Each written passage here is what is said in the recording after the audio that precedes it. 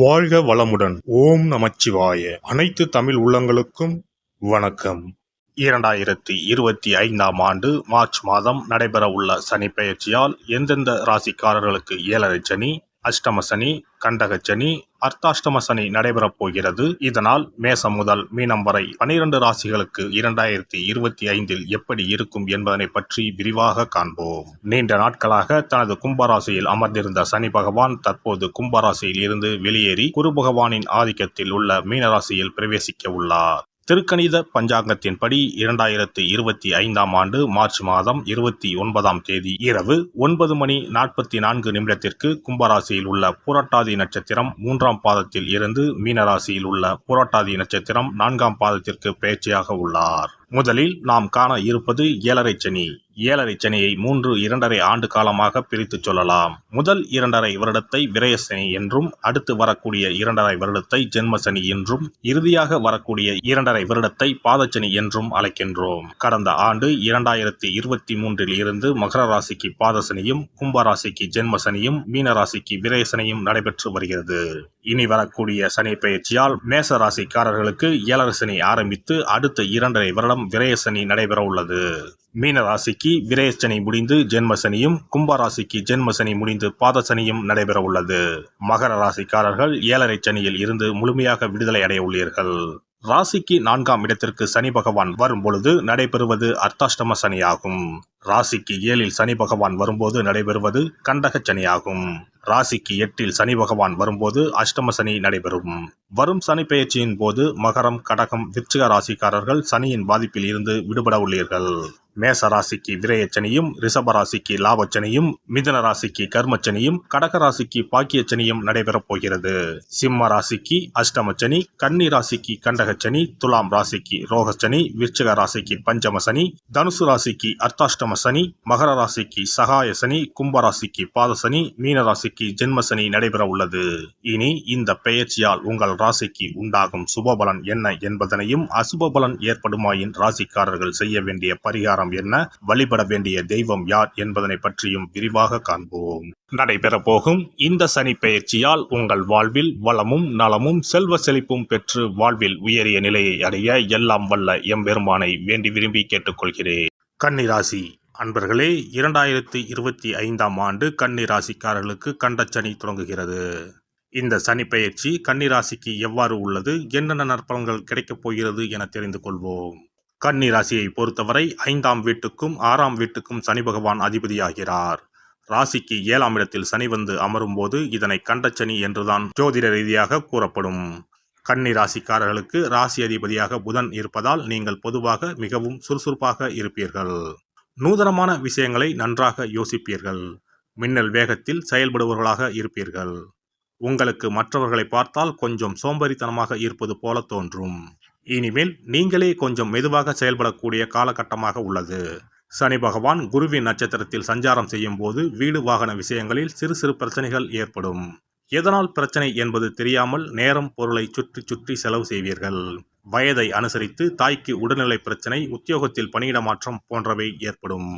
கன்னி ராசிக்காரர்களுக்கு காதல் கைகூடும். வேலை மாற்றம் உள்ளிட்ட பல்வேறு சூப்பர் மாற்றங்களை இந்த ஆண்டு தரப்போகிறது. வாழ்க்கை துணைக்கு வெளிநாடு செல்லும் வாய்ப்புகள் கிடைக்கும். புதிய வேலை, புதிய வியாபாரம் தொடங்குவீர்கள். வருமானம் விருத்தியாகும். அலைச்சல் அதிகரிக்கும், ஆனால் அதற்கான பலன்கள் அதிகமாக கிடைக்கும். கடல் கடந்து போகக்கூடிய வாய்ப்புகள் ஏற்படும்.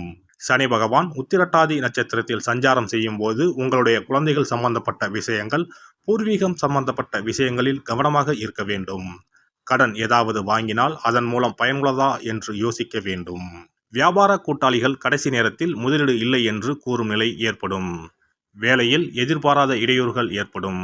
சனி பகவான் புதனின் நட்சத்திரத்தில் சஞ்சாரம் செய்வதால் நீங்கள் முயற்சிகளில் முடங்கிவிடாமல் பார்த்து கொள்ள வேண்டும். ராசிக்கு அதிபதியாக உள்ள புதனே 10ஆம் வீட்டுக்கும் அதிபதியாக வருவதால் தொழில், ஜீவனம், வெளிநாட்டு தொடர்பு முயற்சிகளில் பத்திரமாக உங்களை பார்த்து கொள்வதன் மூலம் 7ஆம் வீட்டு சனியின் தீய பலன்களை கலந்துவிடலாம். 7ஆம் வீட்டில் இருக்கக்கூடிய சனி பகவான் 3ஆம் பார்வையாக 9ஆம் இடத்தை பார்ப்பதால் தந்தை உடல்நிலை, உத்தியோகத்தில் கவனம் செலுத்த வேண்டும். புதிதாக இடம் வாங்குவது, வெளிநாட்டு பயணங்கள், முதலீடு, கடன் வாங்குவது போன்றவற்றில் கவனம் செலுத்துவது நல்லது. இவற்றை தவிர்ப்பது நல்லது. ஆனால் தவிர்ப்பது மிகவும் கடினமாக இருக்கும். தேவையான விஷயங்களை மட்டும் எடுத்துக்கொள்ள வேண்டும். வயது வித்தியாசத்தில் திருமணங்கள் நடைபெறும். மாணவர்களை பொறுத்தவரை ஸ்லோவாக இருப்பதை தவிர்க்க வேண்டும். வேகமாகவும் விவேகமாகவும் இயங்க வேண்டும். நாளை பார்த்து கொள்ளலாம் என்று ஒத்திவைக்க கூடாது. பெண்களை பொறுத்தவரை திருமண விஷயங்களில் இல்லாததை இருப்பது போல காண்பீர்கள். வரன்களை டபுள் செக் செய்து கொள்வது நல்லது. சிறப்பு பரிகாரம். நவ கிரகங்களில் சனி பகவான் நீதி தவறாதவர். அவரவர் கர்ம வினைகளுக்கு உரிய பலனை தவறாமல் வழங்குபவர். பொதுவாக சனி பெயர்ச்சி என்றாலே எல்லோரும் பயப்படுவார்கள். அப்படி பயப்பட வேண்டிய அவசியமே இல்லை. சனி பகவானால் பாதிப்புகள் ஏற்படும் பட்சத்தில் பாதிப்பில் இருந்து விடுபட பல எளிய பரிகாரங்கள் உள்ளன. ஒரு கைப்பிடி பச்சரிசியை எடுத்துக்கொண்டு அதை நன்றாக பொடி செய்து கொள்ள வேண்டும். பிறகு சூரியனை வழிபட வேண்டும். சூரியனை வழிபட்ட பிறகு குளக்கரையிலோ மரத்தின் அடியிலோ உள்ள விநாயகரை 3 முறை வலம் வந்து வழிபட்டு விட்டு பொடி செய்த பச்சரிசி மாவை தரையில் போட வேண்டும். அப்படி போடும் மாவை எறும்புகள் எடுத்துச் செல்லும். குறிப்பாக வன்னி மரத்தின் அடியில் இருக்கும் விநாயகரை வலம் வருவது மிகவும் விசேஷம். இந்த பரிகாரத்தை எப்போதுமே தொடர்ந்து செய்வது மிகவும் நல்லது.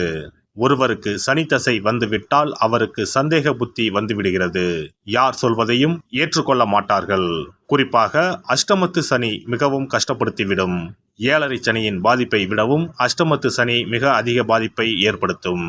அஷ்டம சனி நடப்பவர்கள் சனியினால் ஏற்படக்கூடிய பாதிப்புகளில் இருந்து விடுபட பின்கூறும் நியதிகளை கடைபிடித்தால் பாதிப்புகளின் தாக்கத்தில் இருந்து விடுபடலாம். சனி தசை நடக்கும்போது எந்த செயல் செய்தாலும் தாமதமாகும். அதற்காக கோபப்படக்கூடாது. பொறுமையாக இருக்க பழகிக்கொள்ள வேண்டும். தினமும் காகத்துக்கு எள் கலந்த சாதம் வைக்கவும். பிரதோஷ பூஜைகளில் பங்கேற்பது நல்லது. சனிக்கிழமை தோறும் சனி பகவானுக்கு இரும்பு அகல் விளக்கில் நல்லெண்ணெயில் தீபம் ஏற்றி வழிபடவும். கருங்குவளை மலர்களால் சனி பகவானுக்கு அர்ச்சனை செய்து வரலாம். வன்னி மர இலைகளை மாலைகளாக தொடுத்து சிவபெருமானுக்கு சனிக்கிழமை தோறும் சாற்றி வணங்கி வழிபடவும். சனிக்கிழமை அன்று அசைவ உணவு கண்டிப்பாக சாப்பிடக்கூடாது. சனிக்கிழமை தோறும் நல்லெண்ணெய் குளியல் செய்தால் கெடுதல் குறையும். விநாயகர் வழிபாடு செய்யலாம். அனுமன் வழிபாடு சனி பகவானின் தொல்லைகளை குறைக்கும். ஞாயிற்றுக்கிழமை மாலை ராகு கால வேளையில் கால பைரவரை வணங்கி வரலாம். தேய்பிறை அஷ்டமி நாளில் கால பைரவரை வணங்கி வருவது நன்மை தரும். ஏழை மாணவர்களின் படிப்பு செலவுக்கு உதவலாம். சனி பிரதோஷ வழிபாடு செய்வது சிறப்பு. அன்னதானத்துக்கு உதவி செய்யலாம். சித்தர்களின் பீடங்கள் ஜீவ சமாதி பீடங்களுக்கு சென்று வணங்கி வழிபடலாம். வன்னி மரத்தை சுற்றி வந்து வணங்க வேண்டும். இதனால் சனி பகவானின் கொடுமையான பாதிப்புகள் விலகிவிடும். பிரதோஷ காலத்தில் சிவபெருமானுக்கு வில்வ இலை கொடுத்து வணங்க வேண்டும். தினமும் ராமநாமம் ஜபித்து வந்தால் சனி பகவானின் தொல்லையிலிருந்து தப்பிக்கலாம். கால்கள் இல்லாமல் நடக்க இயலாதவர்களுக்கு இயன்ற உதவியை செய்யலாம். இந்த வழிமுறைகளை முறையாக கடைபிடித்து சனியினால் ஏற்படக்கூடிய பாதிப்புகளின் தாக்கத்தில் இருந்து விடுபடலாம். எல்லாம் வல்ல இறையருளால் நீங்களும் உங்கள் அன்பு குடும்பமும் உடல் நலம், நீலாயுள், நிறை செல்வம், உயர் புகழ், மெய்ஞானம் ஓங்கி வாழ்க வளமுடன். இந்த வீடியோ பதிவு உங்களுக்கு பிடித்திருந்தால் லைக் பண்ணுங்க, கமெண்ட் பண்ணுங்க, ஷேர் பண்ணுங்க. மறக்காம சப்ஸ்கிரைப் பண்ணுங்க. பக்கத்துல இருக்கிற பெல் பட்டனை கிளிக் பண்ணுங்க. நன்றி, வணக்கம். ஓம் நமச்சிவாய. சிவாய நம.